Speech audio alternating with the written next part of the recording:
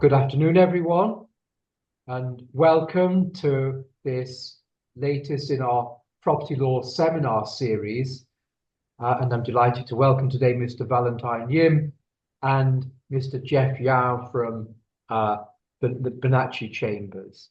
It's great to see so many of you here. We've just broken through the 500 barrier, so obviously attracted a lot of interest. So I'm just going to, in a moment, I'll introduce Mr. Yim and Mr. Yao, and then they will give their presentation. If you've got any questions, and if there's time for questions at the end, could you put your questions to me? Could you address them to me, Michael Lower, in the chat box at the bottom of your screen, and then I'll put them to the speakers if time allows. So let me just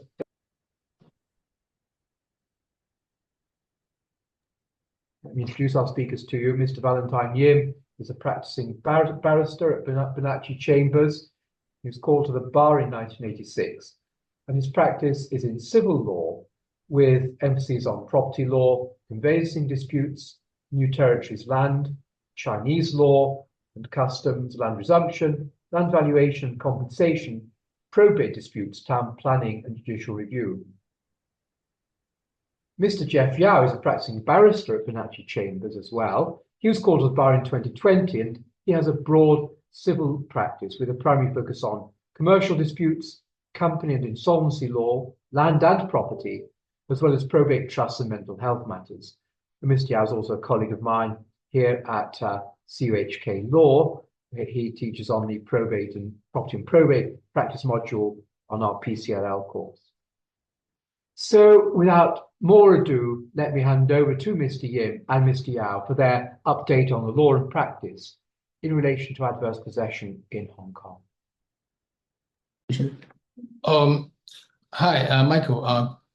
Good afternoon, everyone, ladies and gentlemen. So sorry you can't see our faces now because there seems to be some technical hitch. It got to be fixed, but I hope you can hear my voice.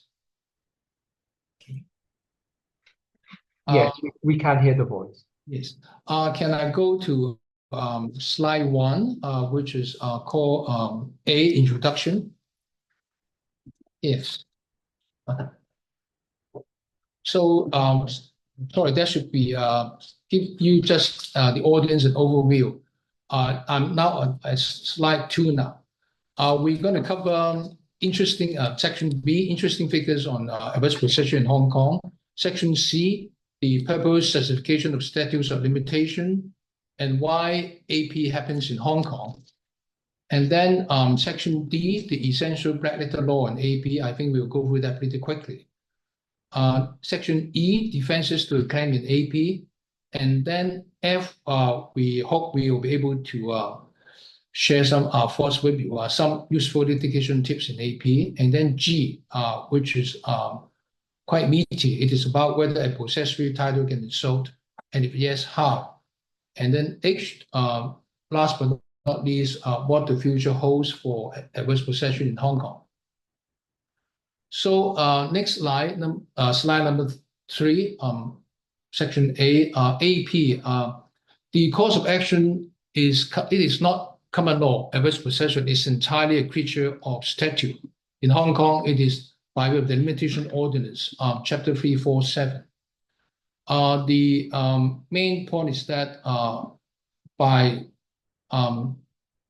operation of certain provisions in the limitation ordinance, under certain circumstances, it will extinguish a paper title owner, according PTO, his right to recover the title against the squatter. For non-government land, it is 12 years, the limitation period. For non-government land, if the cause of action accrued prior to 1st of July 1991, then it's 20 years. For government land, it's 60 years. In case you think that 60 years is a long time and there's no way people can AP against government land, then you're not correct. Because in Hong Kong, starting from, I believe, I stand to be corrected, about 15 years ago, there was a first case of its kind. It's about Shau Kee Wan, a piece of land in Shau Kee Wan. The squatter succeeded. And so now there are, of course, several, maybe a handful of cases where squatters succeeded against the government. So the scope of this seminar, it is about New Territories agricultural land. It is not about New Territories building land or multi-story buildings in Hong Kong Island and Kowloon. And then secondly, we assume the majority of audience are solicitors acting for this quarter. So next slide, just give you some interesting figures which we have dug up. For the last 10 years, High Court actions is around 190 cases. And in 2023 alone, there are 13. And district court cases last 10 years around 210. And then last year alone, 26 cases. The reason why is more often in district court because the annual rent or rateable value or annual value of most of the agricultural lands concerned are usually below $320,000. So next would be about in my humble experience, the geographical spread of AP cases. Mostly it's in Yuen Long because Yuen Long is large, and then some in North District. Less so in district like Tai Po, Sha Tin, and least in Saigon.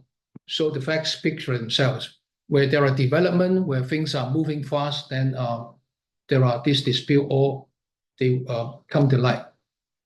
Next slide, slide 5. About the purpose justification of statute of limitation, which trumps other people's property rights. In fact, this is not unique to Hong Kong. In many, in fact, I would say, I haven't done any actual research, but in most jurisdictions, there are statute of limitations. And of course, statute of limitations are not confined to land. They confined to debts and so on and so forth. But of course, today we are going to talk about land limitation. The purpose of statute of limitation explained in the 19th century case in England was that the legitimate object of all this is to quiet long continued possession. But they all rest upon the broad and intangible principle that persons who have at some interior time been rightfully entitled to land or other property or money have, by default and neglect on their part, to assert their rights, slapped upon them for so long a time as to render it inequitable, that they should be entitled to disturb a lengthened enjoyment or immunity to which they have in some sense been taxed parties. Well, this is cited in the Hong Kong LRC's report on adverse possession. Next, slide number 6. In Gray and Gray, which I admire very much, this seminal book on elements of land law, a bit dated, but there we are. They also provide some insights into the law's recognition of AP. That's, of course, in the context of England and Wales. 1, psychological territorial bonding. The authors say that the law should impose a loss of land on the person who will suffer at least, the person whose roots are less vitally embedded in the land. 2, quiet of possession prevents the rearing up of claims of great distances of time when evidences are lost. And then 3, social and economical engineering. Those who go to sleep upon their claims should not be assisted by the courts in recovering their property, rewarding at the expense of the sluggard, the purposeful laborer who makes constructive use of available land resources. Here I have something interesting for the audience. I found out that the limitation of actions in England was first brought in by Henry VIII by way of the Limitation of Prescription Act 1540. And then lo and behold, it so happens that Martin Luther, who we all know who he was also more or less the same time. There's a short overlap of time. And then I also found out from the internet that this Greek sociologist seminal work called The Protestant Ethic and the Spirit of Capitalism. Digress a little bit. In this book, Max Weber wrote that capitalism in Northern Europe evolved when the Protestant, particularly Calvinist, ethic influenced large numbers of people to engage in work in the secular world, developing their own enterprises and engaging in trade and the accumulation of wealth for investment. In other words, so Max Weber argues, the Protestant work ethic was an important force behind the unplanned and uncoordinated emergence of modern capitalism. But frankly, I haven't got around to carry out any deep research on whether this has anything to do with Henry VIII's enactment of the Limitation of Prescription Act in England. By the way, for those who are interested, the International Sociological Association listed this great work by Max Weber as the fourth most important sociology book of the 20th century. And it is the eighth most cited work in the social sciences published before 1950. So you can go and have a look if you're interested. Next slide, 7. Also continuing with the purpose of statute of limitation. In the leading case of Pi, not about the House of Lords one, but about the European Court of Justice, the Grand Chamber. At last, it went up from House of Lords to the European Court of Justice and ended up in the Grand Chamber, the ultimate court. They held that the concept of West possession maintained a fair balance between the individual's owner's peaceful enjoyment of his property and the demands of public interest. Because of what? One, it's not so the Grand Chamber held. One, it is not disputed that limitation periods pursue a legitimate aim.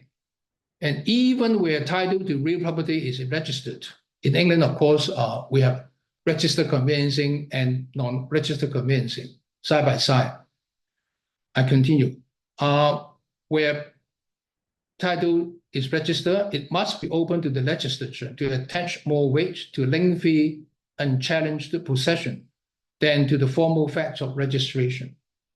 2, the limitation period was relatively long in the case of Pi, and the PTO in Pi was not without procedural protection. They could have easily taken steps to stop the time from running. 3, continue the Grand Chamber. Notwithstanding the degree of loss suffered by the PTO and the windfall gained by the squatter, the national legislature has a wide margin of appreciation in settling what were essentially disputes of a private nature. So there we are. And then I'll continue on this film. Or not on this film. I'm going to venture my view on my hypothesis on why adverse possession happens in Hong Kong. First is the PTO's PRs may even not be aware of the existence of the PTO's land. This is what I actually encounter.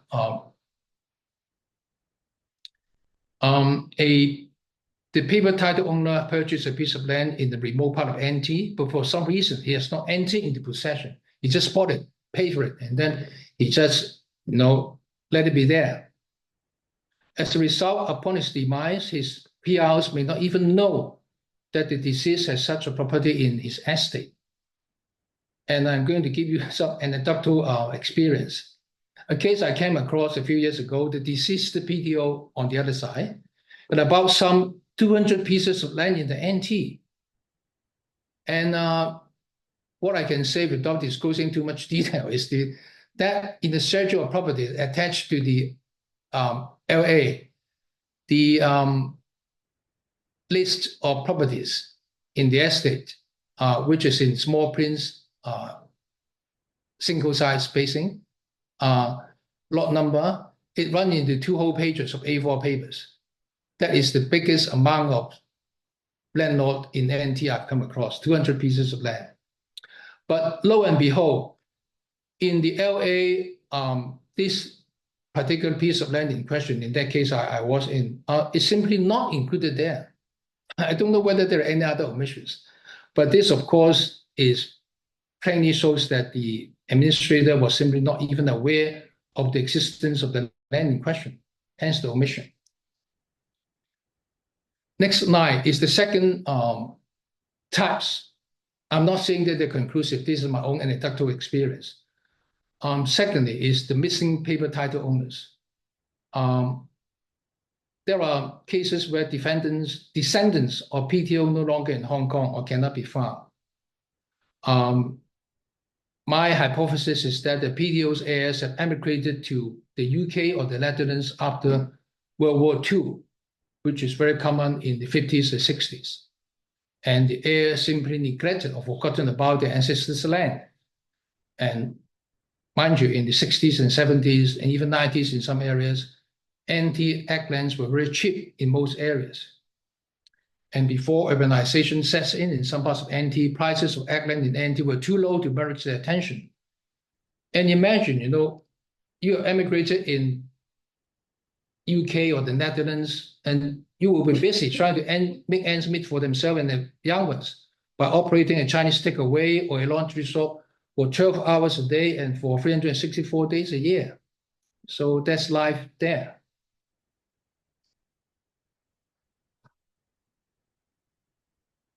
Next one should be number 10. This is another case I actually have experienced why there are missing paper title owners. Very interesting and also a little bit traumatic. In that case, in a remote part of NT, I won't name it, the PTO, which is an indigenous village of about 30 years old in 1938, he owned a piece of land by succession. He was last seen in his village that year. And when he told his relatives that he was going back to the mainland to fight the Japanese, and because the Japanese Marco Polo Bridge, that incident occurred in July 1937. And this young man never returned. At the time of my client issuing the writ, if he were alive, he would be more than 120 years old.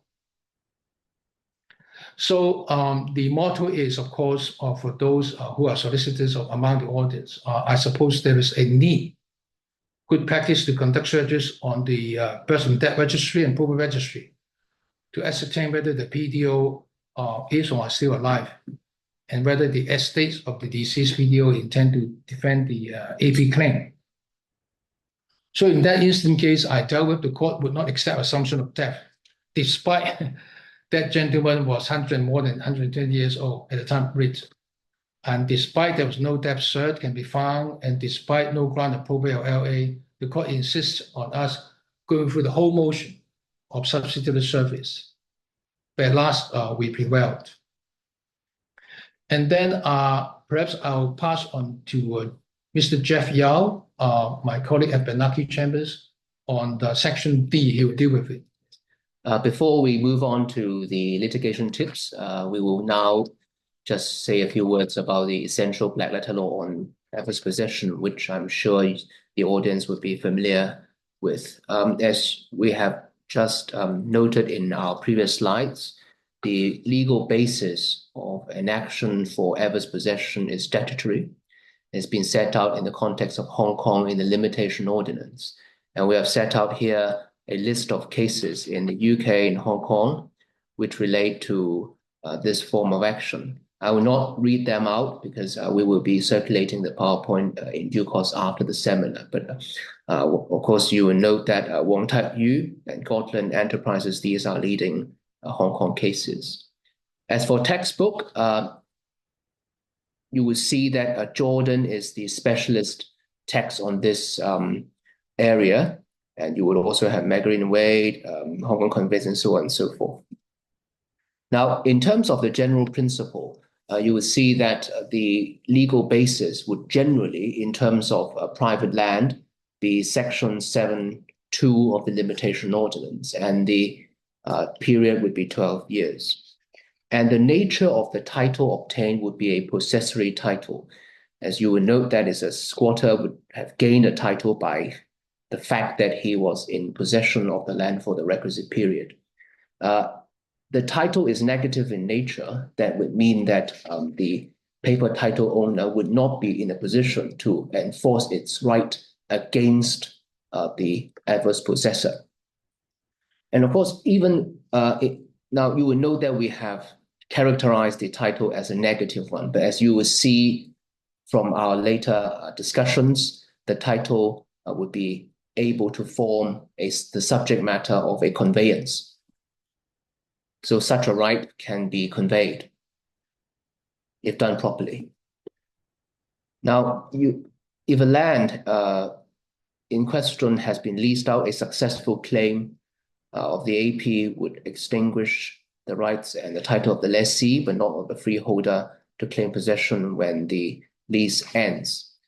So such a successful claim will not extinguish the right and titles of the state through the Hong Kong SAR government. So what that means would be that the owner of the paper title would still be liable technically for any obligations which it owes or he or she owes to the Hong Kong government.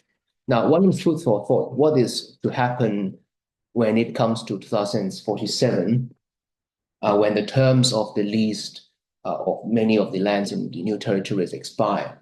Now, we have recently a piece of legislation called the Extension of Lease Ordinance, which has recently been passed. So whether that would mean that the possessory title which has already been obtained against the paper title owner under the current lease, whether that possessory title would continue to be an encumbrance upon the land is a matter that we would have to consider when 2047 comes closer. Now, as you all would probably know, in an AP action, a person would have to prove two things. The first is the factual exclusive possession of the land in question. And secondly would be the requisite intention to possess. And of course, the second element would usually be inseparable from the first, because if you have the factual possession of the land by, for example, setting up metal gates around the land, then it can be properly inferred that you would have the intention to possess the land.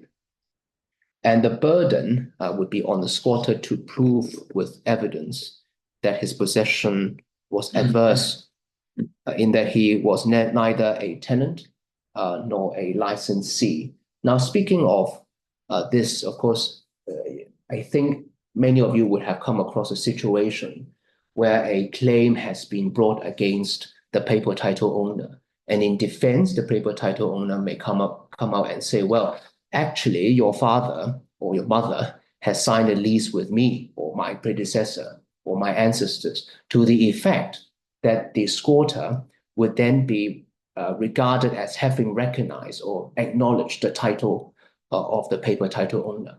And in practical terms, it would have meant that the claim for adverse possession would be very difficult to run.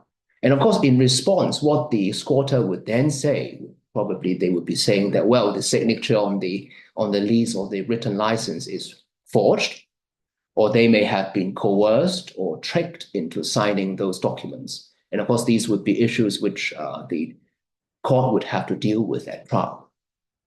And a related issue which arises from the existence of a lease or a written license would be whether or not the paper title owner would be able to rely on that lease to raise the plea of tenancy by estoppel.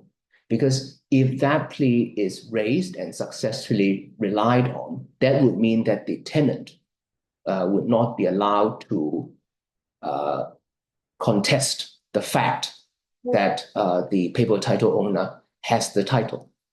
So that would be the practical implications arising from the existence of a written lease. Now, what constitutes factual possession? The focus of the analysis would be whether the squatter exercised physical control as a single and conclusive possession. And of course, it would have to depend on the circumstances of each case, because every piece of land would be quite different, because it may not just be a flat piece of land. You may have a land adjacent to a hill or mountain. In that case, it may not necessary for one to set up gates or along those that side of the land. An intention to possess, in short, it is an intention to exclude the world at large.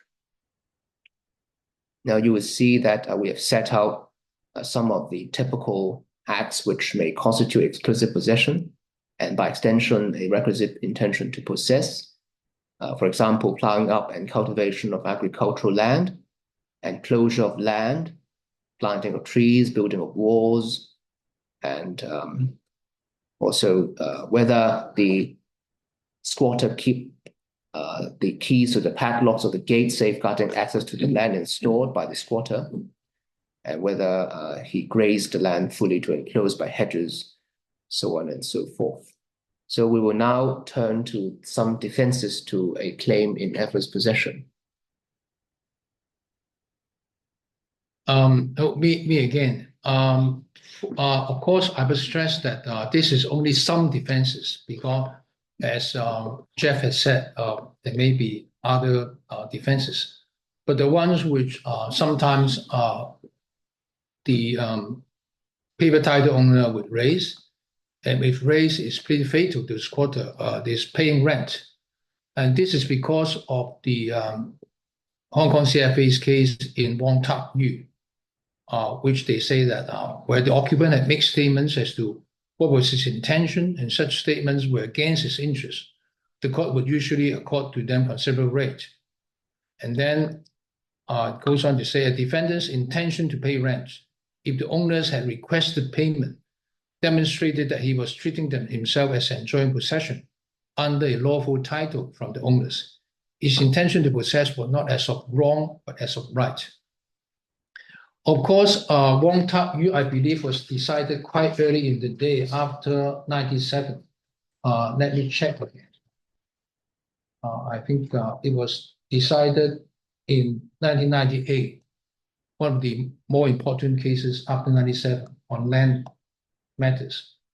And then I suppose some of the PTOs and maybe the I could call them big boys, I mean developers and so on. I'm not being against them, but then I've come across a couple of cases where unscrupulous developers, after buying up the land from indigenous villagers, then they send somebody to the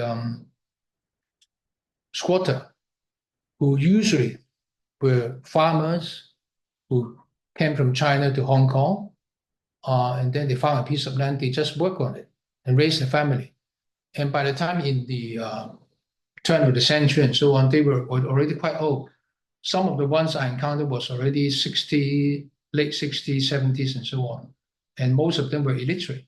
And then there come this representative, so-called, from the newly acquired land from the developer. And then they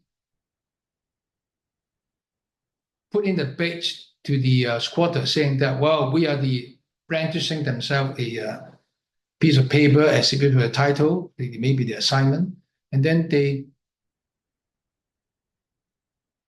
misrepresented to the squatter, saying that, well, we're the new owner. You are trespassing on my land, which in a certain extent is right. But they said that, well, we are now willing to continue, let you to use this land at a very small sum, maybe $500 a year. And then as long as you sign this lease, and some of the unwary, unsuspicious squatter, they just took the bait and then they signed it. Then of course it's created Hammergarden for lawyers advising them. So this is what I actually encountered. So back to the law now, paying rent. Very interesting, because in the UK, the House of Lords took an entirely different approach in Pi, saying that there's no inconsistency between the squatter being willing to pay rent to the paper owner if he asks, and is being in possession in the meantime. But because of stare decisis and so on, despite Pi, I believe, despite Pi was decided after Wong Tak Yu in 98, Hong Kong courts are obliged to follow Wong Tak Yu instead of Pi. So next slide would be, before I go to the next slide, My personal belief is that because of the conflicting authorities from two highest court of the land or of the law, of course, in Hong Kong, we are bound to follow Wong Tak Yu. But I won't be surprised in the subsequent suitable case, the litigant will ask the court to rule whether Hong Kong court should follow Wong Tak Yu, or because after Wong Tak Yu there was J.A. Pai, then Hong Kong should now follow J.A. Pai. So I won't be surprised if someday in future this point would have to be dealt with by the CFA in Hong Kong. Okay, next one, the more mundane, apart from paying rent, is the usual defenses is fences or planting trees. For those of you who dealt with AP litigation, Jordan is a very good book. In Jordan, it says normally erecting a fence sufficient to exclude people from entering on the disputed land is an unequivocal act of possession, as certain as it does the right of the persons putting it up to exclude others from the land. But then, in the Court of Appeal case in Hong Kong called Gotland, citation is, we have listed in our earlier slides. Gotland is 2016. The court says if a person only planted fruit trees without excluding others from entering the land, if the squatter is only using the land instead of occupying the same exclusively, it is akin to leaving some articles on some private property where the owner is at liberty to take steps to remove the articles as abatement of trespass. And no matter how long the articles were left there and not removed by owner of the land, it would not constitute adverse possession. So this is a point we should bear in mind. Next one, we're going to share some of the what we regard will be useful litigation tips. First, I'm now at slide 22 now. How best to prove actual possession in our experience? One, documentary evidence, which shows the address of the suit land was used as the squatter's residential corresponding address over the years. So some of these are utility bills, payment of government rent and rates. But there's a catch here because sometimes some NT lands previously, not all NT lands were liable to rates. I was told that it's now more or less virtually most or all land in NT are now liable to rates. After 97, increasingly, but now I was told that it was, understand that it was, all of them are now liable to rates. Thirdly, receipts for repair, construction, they seem to be mundane, but then when it comes to litigation, they are good. For instance, if the squatter's case is that from 1960 onwards, from his father onwards, they have been in occupation of that land. So for agricultural land, sometimes we use receipts of from there are seeds. Farmers have to buy seeds from stores selling vegetable seeds or flower seeds. So those delivery receipts, if addressed to the suit land in question, they are useful. Next group of evidence would be plans, photographs, and aerial photos. And then we have government survey sheets, which are objective, contemporaneous documents, land records, lot index plans, and your client's expert land valuer, which I'm going to say something in a moment. He will educate you on all these aerial photographs, expert survey plans photographs, and other historical photographs of the suit land. And then survey sheets, they're very important because they will set out, they were, from time to time, I was told that lands department's field staff would carry out surveys once every 3 years or 4 years, depending on whether the land is in the hot zone, whether it's in development and so on. But then land staff will record down in the survey sheets the changes in the ground features, whether there are new structures being built or new gates and so on. And then photographs. Again, remember these, of course, In those days, we don't have iPhones or digital cameras. Very often we have to, some people do, but very few. Some of them do keep family albums. And then if the family album shows that the family, play the bicycles and so on, and play in the front yard of the agricultural land, and then of course it's useful. Next slide, 23 now. I continue. Witness statements. Of course, witness statements are a must. And then just my own experience. If you got your witness statement, because if the squatter himself put a witness statement saying, how long he has been, and he intended to get a lot of animals, they would, under the law, would be self-serving. So it would be helpful to have evidence from neighbors and friends. And then in Judge Marlin's judgment in this case, which is very useful, I believe in that he's already High Court Judge, Madam Justice Marlin. This Lau Kwai Ping Joyce 2020 is very useful because she said, the neighbors then presented themselves as straightforward, open witnesses who generally did their best to assist. But the neighbors were outsiders who only visited the occupied land from time to time and who had no special reason need to pay particular or detailed attention to all ground features of the land and the evolution over the years. So the evidence, which canvassed facts events that span decades, was at times affected by nervousness or unfamiliarity in the witness box, also by uncertain and even faulty recollection due to lapse of time. But there's a big but here. But I'm not persuaded there's sometimes less than precise evidence affected their overall integrity or gave rise to concern about their basic truthfulness as a witness. So there we are. Next one, slide 24. This is another point about litigation tips.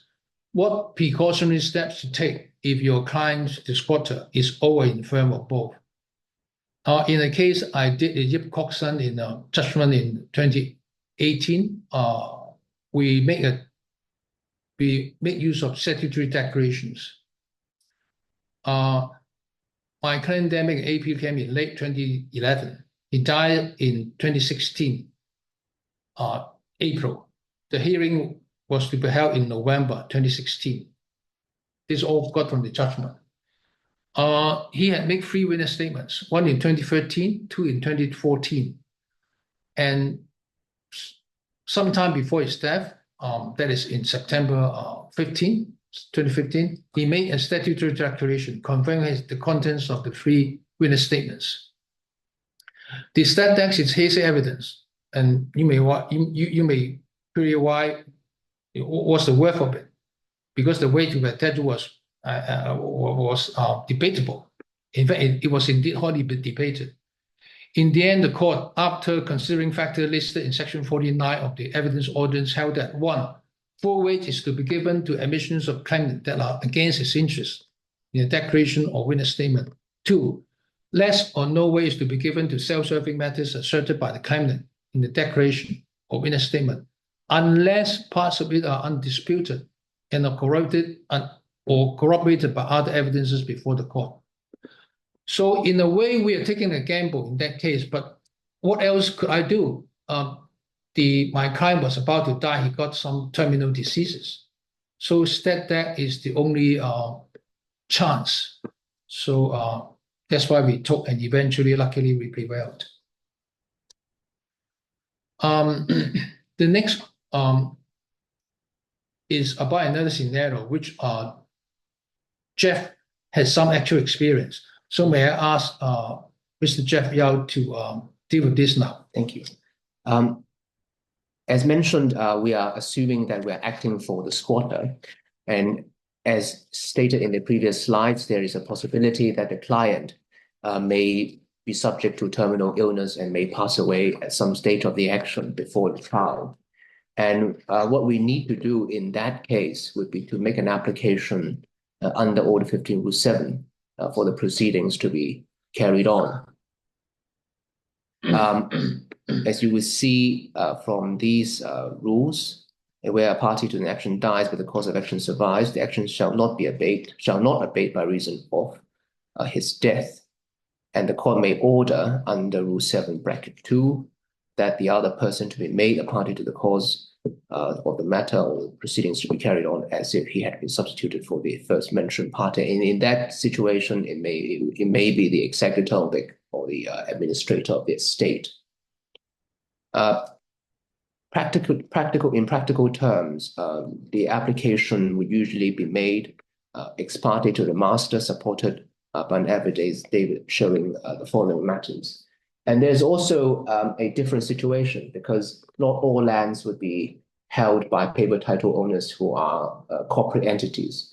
There's a possibility that the paper title owner may have been a natural person, someone who may have disappeared, as Valentine, Mr. Valentine, you mentioned in his anecdotal experience. He may have gone to the mainland China to fight the Japanese and may have then disappeared.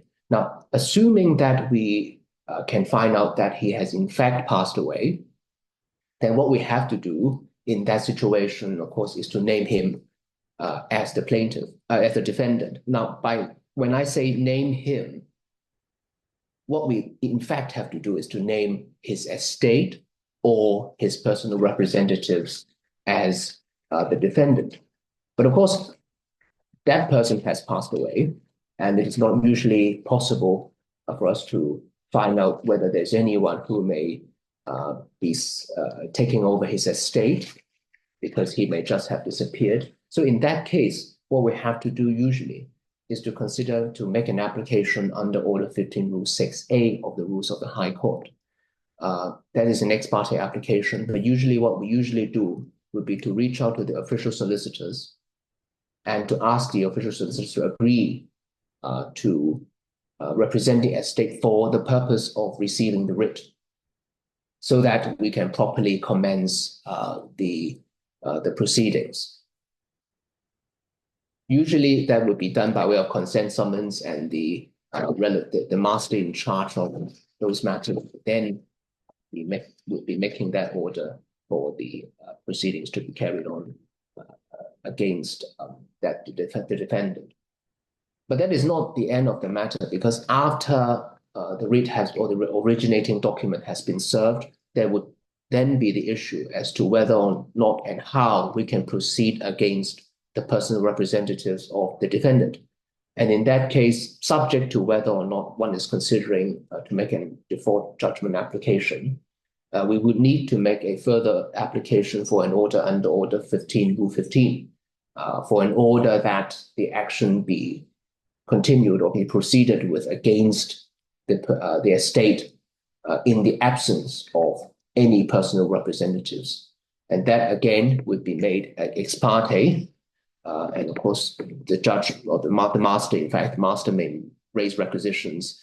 But usually, if we have stated in the affidavit evidence the relevant facts as to why we need that order, the order would usually be granted. And in that case, then the action can be proceeded against the estate or the personal representatives until reliefs are obtained.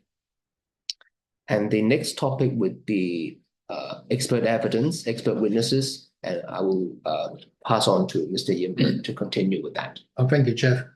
Expert witness, of course, is a minefield in many litigations, personal injury and so on. But then for AP, it has a special trick to it. The first, in my experience, is the dilemma, to be or not to be. It's the time of when to engage the land survey expert. Technically, you can either, or legally, you can engage him before issuing the writ, or you can wait. In most cases, you wait until you have obtained the court's leave to adduce expert evidence. And normally, that would be in the context of the first case management conference. But then practically, since for quite a number of majority of the AP cases by farmers and so on, in my experience, they were on legal aid. So for legal cases, in my experience, you can hardly obtain DOS approval for engaging, spending the legal fund on an expert report before you issue the writ. So there we are. But then for privately funded cases, in certain cases, in my view, it would be worth engaging the expert before advising your squatter client on the merits and or issuing the writ. And then, of course, we bear in mind the costs of amending the SOC after having obtained leave to adduce land surveying evidence. So you have to weigh the balance, which is more worth it, and advise your privately funded client accordingly. The next one is a bit lamentable. The next problem I've actually encountered is that in some cases, land survey experts have previously acted for a developer client of his, and who is the counterparty in the instant case. So, but then, I'm not a land surveyor, so I don't know what the problem is. Because in such cases, the expert would be having acted for a developer client, even happen to be a counterparty in the instant case, it would not be in the same locality. Even in the same locality, not the exact piece of land. So I cannot see the problem. So in one or two cases, the counterparty may complain that the expert has conflict of interest. And then, of course, the leading case, as I understand it, would be, I think this is Madam Justice Lisa Wong. In the case of Daimler, there are lots of Daimler judgments. But then look at this one, 2015, reported. He says that an expert witness has a duty of impartiality and independence to the court that overrides any duty to the party who engages him. Oh, by the way, that case is not an AP case. I can't remember. It seems to be, definitely it's not an AP case. So Madam Justice Lisa Wong was saying it in general. And then he continued, we start with the point of principle. Does the presence of a conflict of interest automatically disqualify an expert? So she asked that rhetorical question. And then he answered it. In our judgment, the answer to that question is no. The key question is whether the expert's opinion is independent. So slide 31.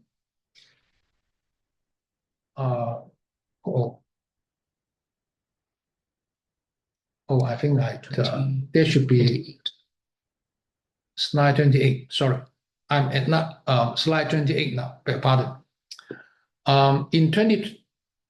This year in Hong Kong, there are only 24 authorized land surveyors. They are the only one qualified to act in land surveying. By the way, there are all types of surveyors in Hong Kong. We are estate surveyors, general practice, and we are building surveyors, we are quantity surveyors. But in AP cases, we deal with land surveyors. And under the land surveyor ordinance and so on, they have the status and call themselves authorized land surveyors.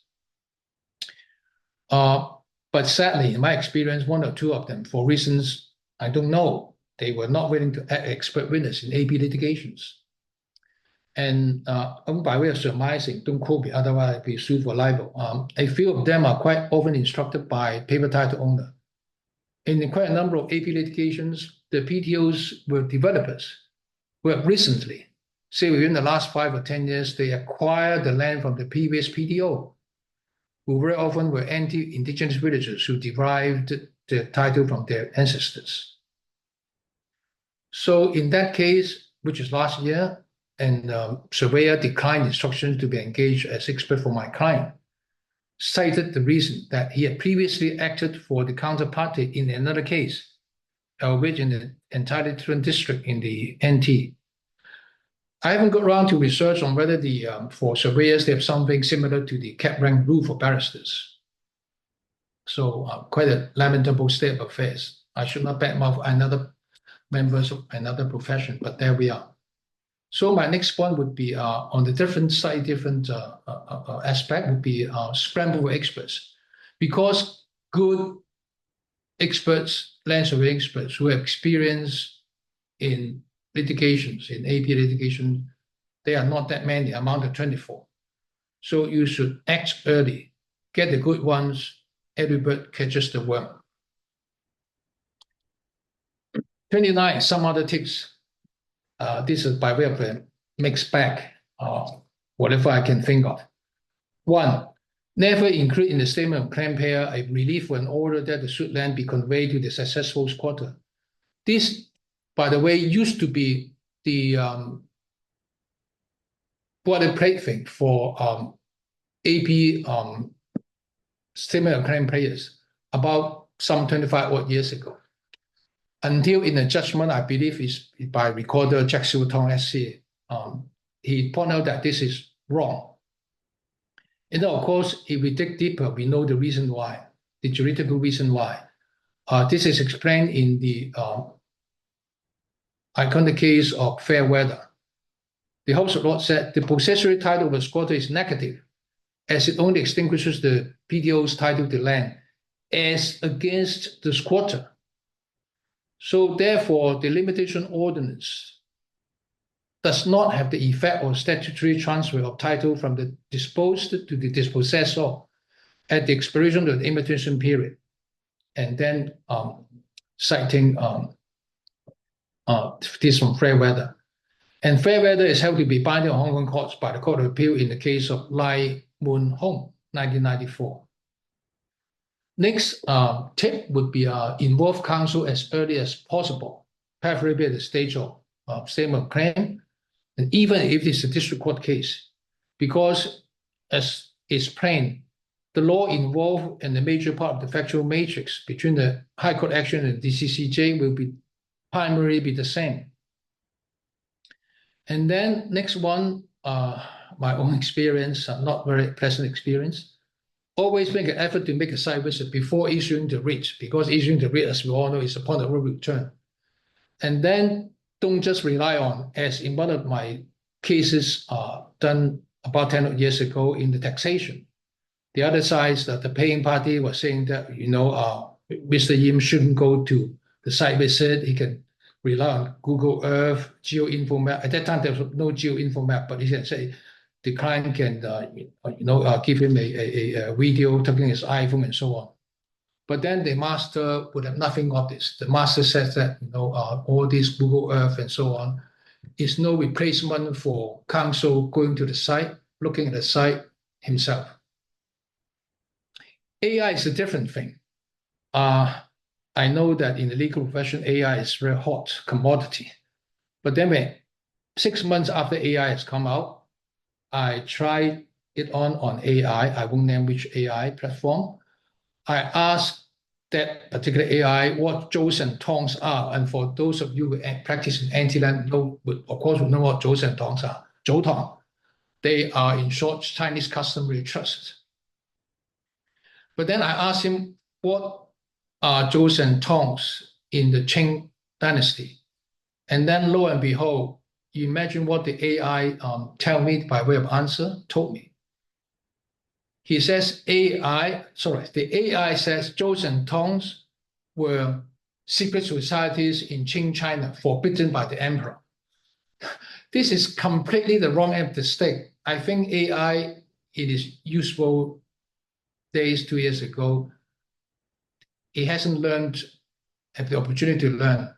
In fact, I think with respect, that particular AI platform has mistaken Zhous and Tongs with the Boxer, Yi Wo Tun, the Boxer uprising, the Boxer, or perhaps even the Bak Lin Gao, the White Lotus. That's why they mix up and they give me the answer that Zhous and Tongs are secret societies in Qing China forbidden by emperor. So I hope, I don't want to badmouth AI. I have yet to become a believer in contentious litigation. So that's my view for what it's worth. Next one is the meaty stuff.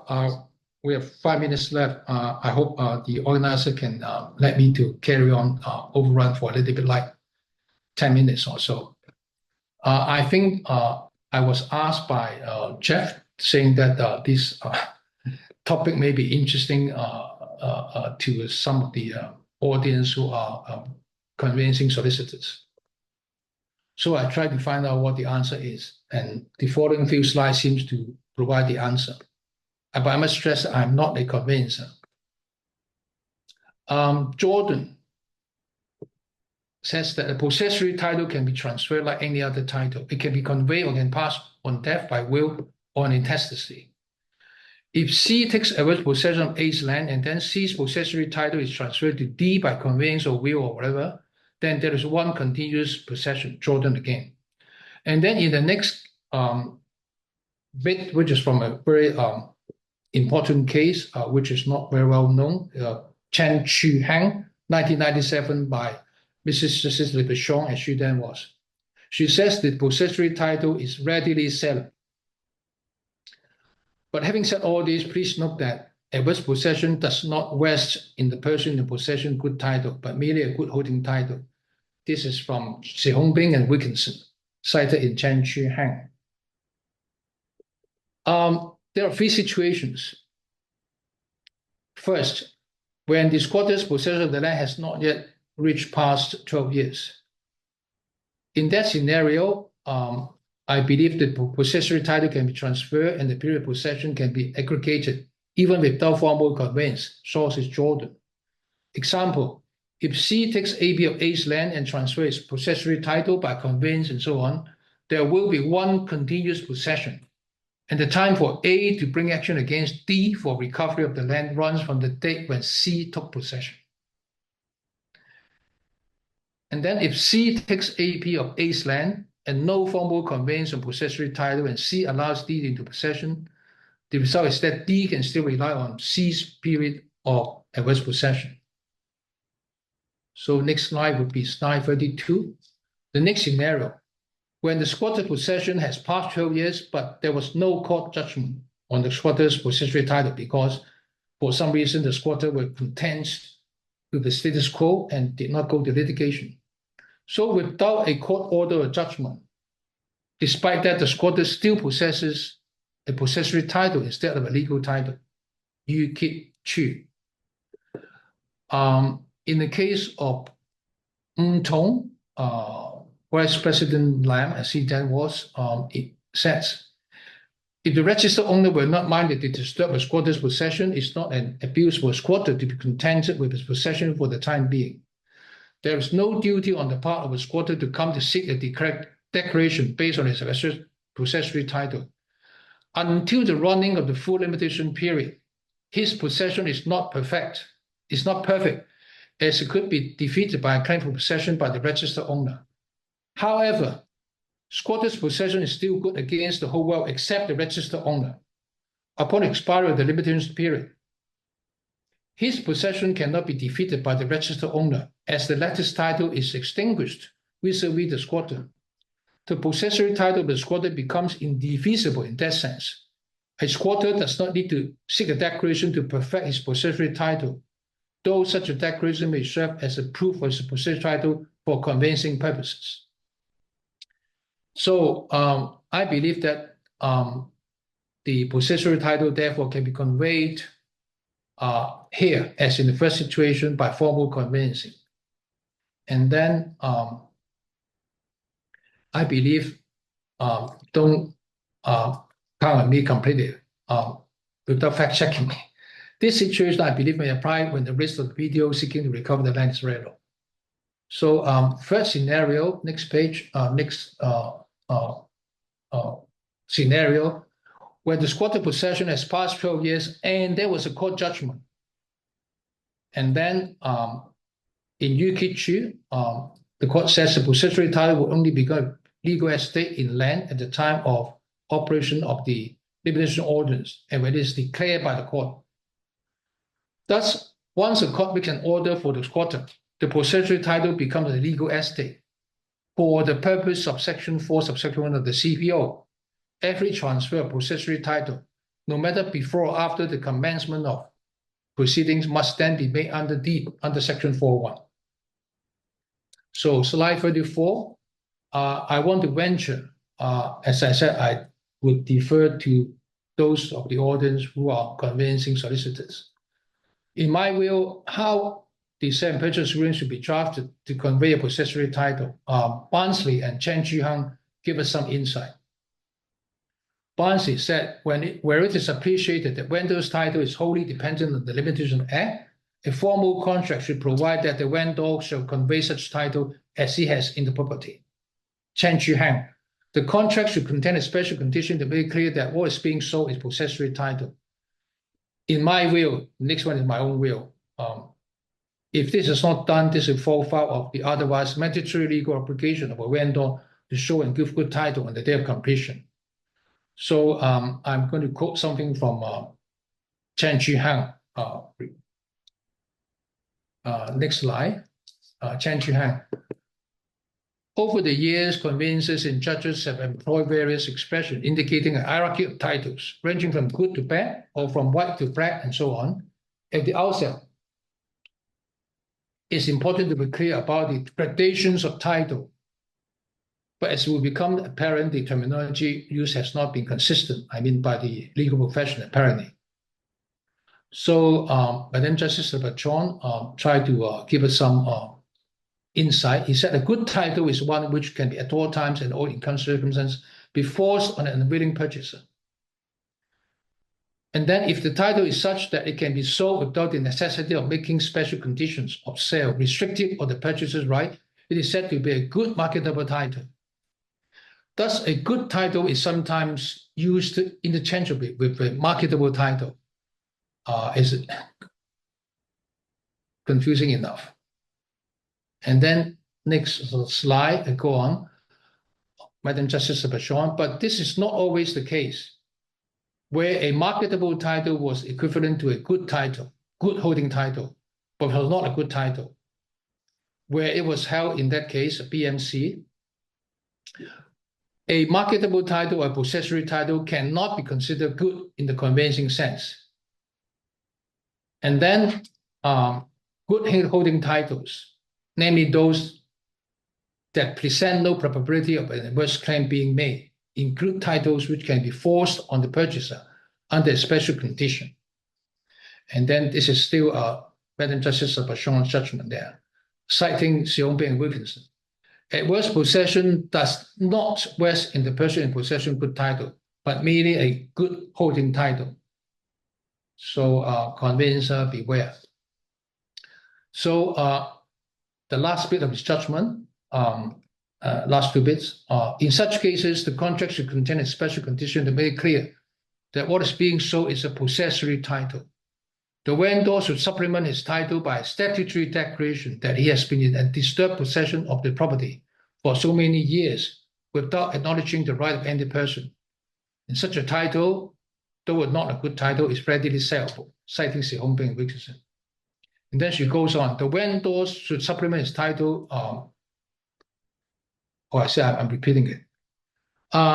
Below is my own observation. In Chen Chuhang, the context was that at the time of the SPA, there was an antecedent separate judgment that the squatter vendor had obtained a possessory title of land concerned. In our opinion, which I stand to be corrected by those of you who are conveyancers, in a case where the squatter vendor has already, in a previous separate judgment, the possessory title of the land concerned, one would doubt why there is still need for the statutory declaration. In my humble opinion, it would suffice if the SPA makes reference to the said judgment. And then for good measure, as good practice, you annex that judgment to the sale and purchase agreement.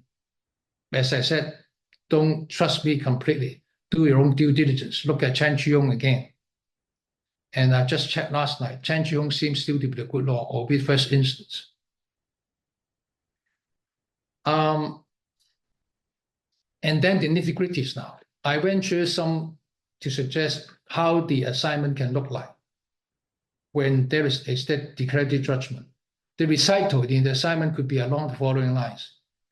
Whereas by a judgment dated so-and-so and as registered in the land registry by memorandum of so-and-so, it was declared and adjudged that the vendor had acquired possessory title in the property described in the schedule, and the paper title owner, John Doe, is statute barred from making a claim for adverse possession against the vendor. That's by recital. Clause 1 of the assignment can be drafted along the following lines, in my humble opinion. In consideration of a sum of so much paid by the purchaser to the vendor as possessory title owner conveys to the purchaser the property to hold the same unto the purchaser for the residual term of years greater government lease referred to in the schedule. And then next page, a esoteric point about whether the word of grant should be assigned or convey. I think conveyancing solicitor among you will know what I mean. This is important because it's the word of grant. My opinion is that if a squatter has already established AP against the lessee, a piece of land, the estate acquired is not a fee simple. Although the estate acquired by a squatter by AP is prima facie a fee simple. So this is in Jordan. So as such, the word of grant should not be assigned. Instead, the word of grant should be conveyed. And this seems to be supported by authorities. A rather ancient one, Irish report, Ash and Hogan, where it was held that the position of a squatter of land subject to a lease is the most he can convey is the right to hold possession during the residue of the term.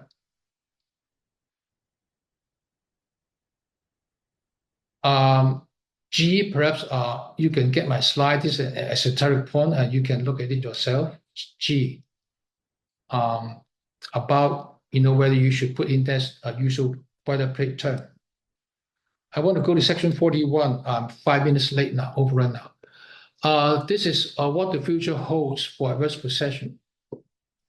The LRC in the report in 2014 suggested to introduce a prior notification requirement for claiming AP on registered land.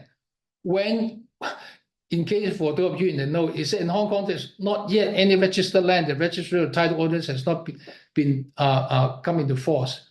But the LRC, in their own wisdom, suggests this when the registered title regime is in place in Hong Kong. We don't know when that will be. I'm coming to that now. And the LRC recommended that a new mechanism should be set up for squatters to come forth to apply after the 10th year of uninterrupted AP, and then owners to be notified of such application have the chance to object. If the landowners do not object within the specified period, the squatter would then be registered as the title holder accordingly. And then next page. Government has this will vis-a-vis the LRC recommendation.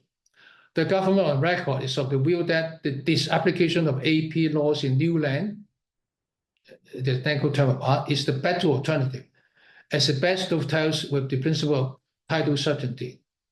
But the government also notes that some common law jurisdictions have indeed abolished AP altogether upon implementation of title registration, while other jurisdictions have retained it with corresponding amendments, such as a notification system, similar to LRC recommendation, for example, England and Wales.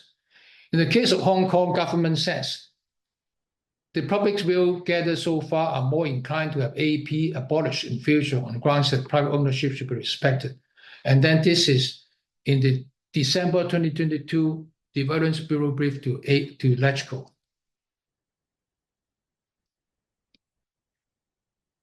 And then slide 44. I said there today is perhaps not a suitable occasion for us to share our thoughts with you in detail on what the future holds on a wider scale. For instance, title registration, new land, and so on, especially what will happen to Hong Kong land tenure system. Jeff has provided the answer partly, quoting that ordinance. That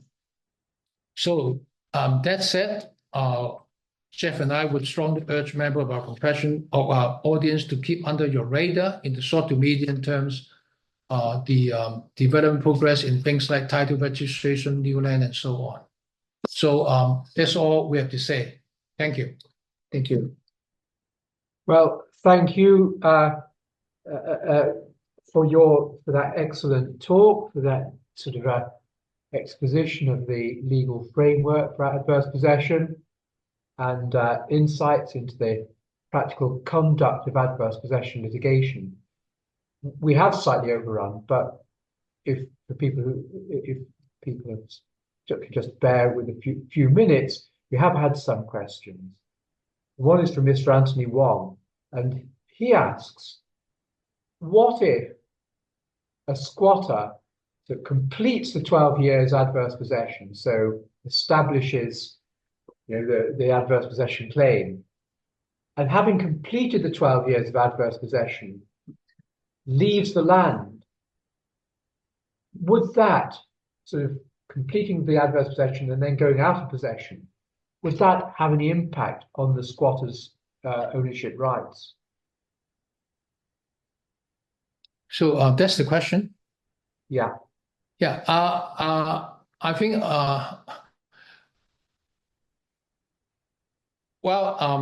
This is. I venture this answer. I believe the law I stand to be correct is that if the squatter having occupied for 12 years, and then he went out of possession, for instance, he go back to the manor to retire as a retirement home, and then he more or less abandoned the piece of land in question, and then lo and behold, and then the paper title owner, two scenarios, the paper title owner may then try to, or indeed did enter into possession again. Then after 12 years, I think he can, this is the moot point, I don't know whether that's the right answer in the law. He can claim AP himself. Yes. So in other second words, scenario, second scenario is that another squatter called John Doe, the first, the first squatter is called him Chen Diamond, right? Then the second scenario is that another squatter, John Doe, may come in and after acquiring 12 years may dispossess the Chen Diamond, the first squatter. And then he may start an action to adverse possession against Chen Diamond. This is the answer I venture without the time for doing the necessary research. So in other words, having gone out of possession, there's the risk, once the squatter's gone out of possession, there's the risk of another squatter coming in and themselves establishing 12 years of adverse possession against the original squatter. The other question comes from Mr. Adrian Wong, and this is the question of the implementation of the Land Titles Ordinance, which was at the end of your talk, under which registration will be conclusive as to ownership. What impact would the implementation of the Land Titles Ordinance have on squatters' rights?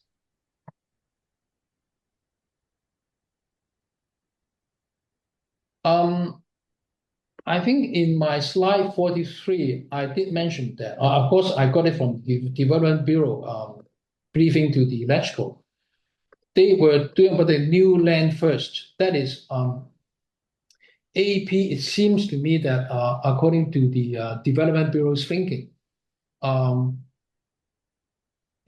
would not be abolished. AP would apparently only be abolished in relation to new land. New land is a term of art, of course, as I said, So I'm not an expert on the new land title ordinance, although I understand it's on the statute book for 2 decades without, being implemented. It seems the government wants to implement it. Things are on the way when I researched on it a couple of days ago. But it seems we all know, for those of you who are conveyancer, law society members, a council member, they know that it seems, I understand, heard through the grapevine, that it's due to the indemnity aspect, the funding and so on and so forth. It's beyond me. But it seems that if AP is going to be abolished only in respect of new land, then of course I suppose in parallel there will be old land. So AP apparently for litigation lawyers who dabble in AP are being they won't get out of a job. I say it done in cheek, they won't be out of a job for another 2 decades. This is my bet. Another couple of questions have come in, if you don't mind, if you've got the time. And one is about a father who died, leaving 4 children. And there are problems about getting letters of administration. But in the meantime, the 4 children have been living in the father's property. Could they establish ownership rights through that, through adverse possession? because they've been living in the father's property for many years? In one of the cases which eventually got settled, I come across this, and I believe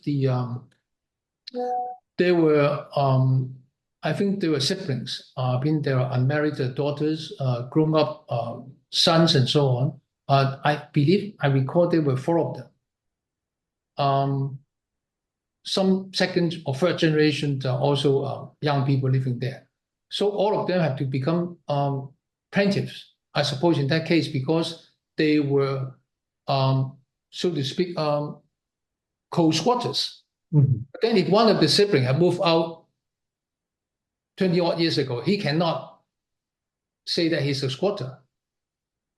In the law of AP, of course, normally, in fact, as I said, many of them are quite old and so on. They came to Hong Kong after 49 and so on, quite often is the second generation squatter, the sons or daughters of the original squatter, who took the litigation. And then the law allows them to aggregate their father's occupation to theirs. So that's I understand to be the law.